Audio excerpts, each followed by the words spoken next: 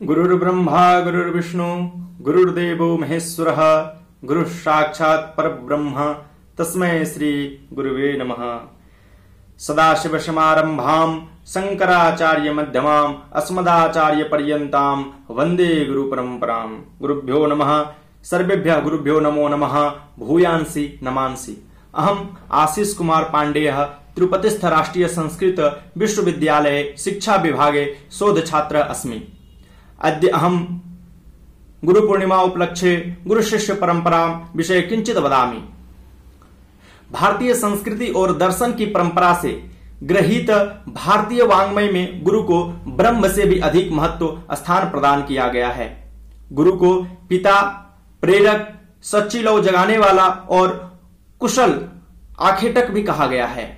गुरु पूर्णिमा, जिसे हम सब व्यास पूर्णिमा के नाम से भी जानते हैं, वेद व्यास जी का जन्मदिन इसी दिन है। आषाढ़ पूर्णिमा को यह गुरु पूर्णिमा के रूप में मनाया जाता है। यह आध्यात्मिक और शैक्षणिक गुरुओं को समर्पित हिंदू संस्कृति में एक आध्यात्मिक परंपरा है जो कर्म योग तथा ज्ञान योग पर आधारित है। वेद व्यास का जन्म न केवल इस दिन हुआ है, बल्कि इस दिन आषाढ़ सुधा पद्मी पर ब्रह्मसूत्र लिखना भी शुरू किया गया था। उनका सस्वर उनके लिए एक समर्पण है। हमारे सनातन धर्म के जहां गुरुओं का पूजा प्राचीन काल से ही चला आ रहा है, आधुनिक काल में जहां आज टीचर्स डे मनाया जाता है, वहीं आज भी वैदिक कालीन शिक्षा के महत्व को समझने वाले तथा वैदिक कालीन गुरु शिष्य परंपरा का पालन करने वाले हिंदू सनातनियों, सन्यासियों और बौद्ध भिक्षुओं के अलावा वैदिक बटुक, आध्यात्मिक शिष्य तथा भारतीय शास्त्रीय संगीत एवं भारतीय शास्त्रीय नृत्य के जो छात्र इस गुरु शिष्य परंपरा जैसे पवित्र त्योहार को दुनिया भर में मनाते हैं। गुरु पूर्णिमा के संबंध में शास्त्रों में बहुत सारे उल्लेखित कहानियां मिलती है। भगवान आदि गुरु शंकराचार्य से लेकर शिव, भगवान शंकर, भगवान बुद्ध, भगवान महावीर से संबंधित ऐसे अनेकों कहानियां जो हमें सुनने तथा पढ़ने को मिलता है। इन सब में एक कथा बहुत ही प्रचलित है।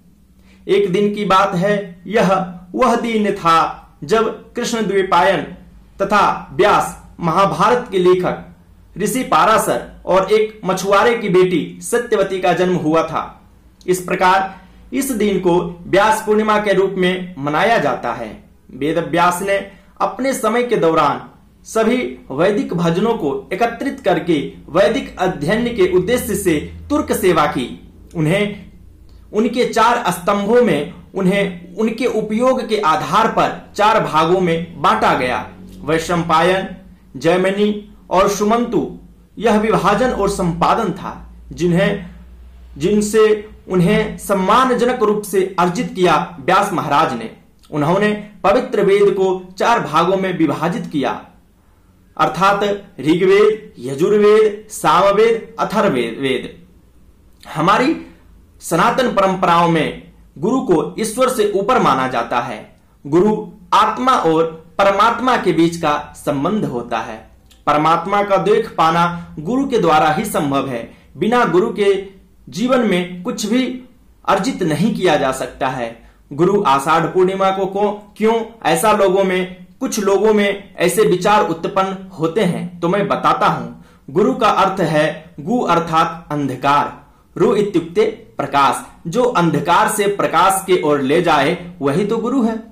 गुरु पूर्णिमा के तहत प्रकाश देता है। गुरु जो होते हैं वो पूर्णिमा के तरह, पूर्णिमा जिस प्रकार प्रकाशमय कर देती है पूरे संसार को, पूरे विश्व को, उसी प्रकार गुरु पूर्णिमा के तहत प्रकाश देता है तथा शिष्य बादल के तरह अंधकार में संलिप्त रहता है।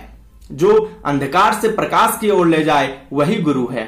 इसलिए कहा गया है तमसो मा ज्योतिर्गमय, जो अंधकार से प्रकाश की ओर ले जाए वही तो हमारे गुरु हैं। अलग अलग धर्म शास्त्रों, धर्म ग्रंथों में अलग अलग ऐसे बहुत सारे धर्म सम्मत बातें हैं जो गुरु के लिए, गुरु के महत्व को, गुरु की विशेषताओं को, गुरु के बारे में उल्लेखित ऐसे धर्म ग्रंथों में बहुत सारे चीज पढ़ने और सुनने को मिलता है। कहा भी गया है, गुरु गोविंद दौ खड़े काके लागू पांव, बलहारी गुरु आपने गोविंद दियो बताए, गोविंद दियो बताओ। मतलब भगवान से बढ़ के यहाँ पर भी गुरु का स्थान बताया गया है। गुरु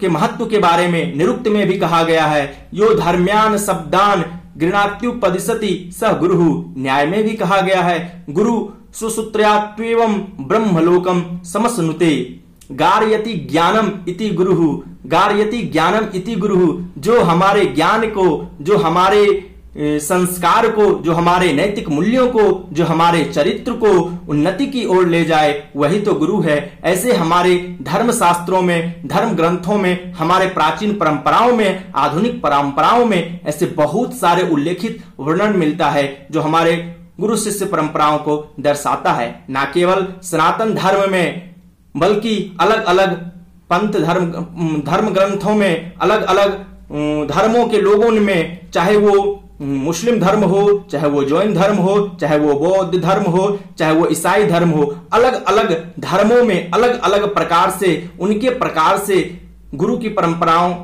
का जिक्र किया गया है, बताया गया है, गुरु के महत्व को दर्शाया गया है। जीवन में इंसान कितना भी अपने उद्देश्य को सफल कर ले, अपने उद्देश्य को प्राप्त कर ले, अगर उनके जीवन में गुरु ना होते तो आज वो वहां तक नहीं पहुंच पाते। जीवन में गुरु का होना उतना ही आवश्यक है जितना कि एक शरीर में नेत्र का होना। जिस प्रकार हमारे नेत्र नहीं हो तो हम अपने जीवन को, अपने इस प्रकृति को नहीं देख सकते हैं, नहीं समझ सकते हैं, उसी प्रकार अगर जीवन में गुरु ना हो तो इंसान अपने जीवन में कुछ भी कर पाना संभव नहीं है। इसलिए गुरु की परंपराओं को, गुरु के महत्व को, गुरु की विशेषताओं को हम लोगों को आदर करना चाहिए, प्रणाम करना चाहिए। इसी शब्दों के साथ समस्त गुरुओं को हमारे सादर प्रणाम। नमांसि भूयांसि धन्यवादाः।